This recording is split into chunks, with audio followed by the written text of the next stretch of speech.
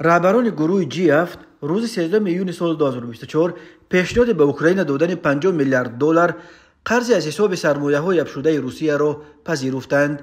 G7 یا هفتگانه بزرگ 7 کشور از لحاظ صنعتی پیشرفته دنیا، امریکا، بریتانیای کبیر، فرانسه، آلمان، ایتالیا، ژاپن و کانادا را در بر میگیرد.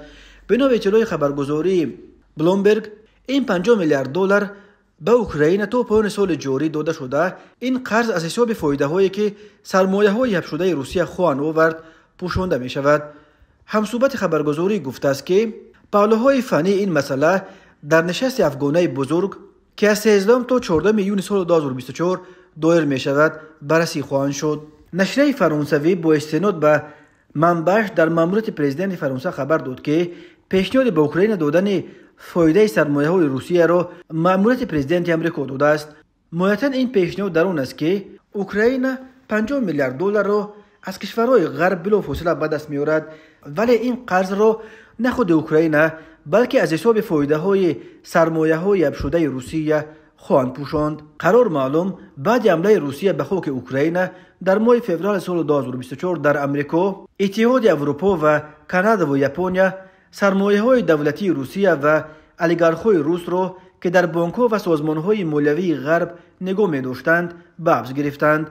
وزارت مالیه امریکا سال 2023 جمع این سرمایه‌های حبس شده روسیه را 330 میلیارد دلار برآورد کرده بود. 210 میلیارد آن در اروپا نگاه داشته می‌شود. بنا به حساب‌ها این سرمایه‌ها هر سال از 3 تا 5 میلیارد دلار فایده می‌آورند. اتحاد اروپا هنوز ماه سال 2024 پیشنهاد به اوکراین دادن فایده ها از سرمایه های حبس شده روسیه را پذیرفت. در کرمل قرار به اوکراین دادن فایده های سرمایه های روسیه و اولیگارخ‌های روس را مصادره می شمارند. وزارت خارجه روسیه تهدید کرد که مسکو در پاسخ از این اقدامات کار خواهد گرفت.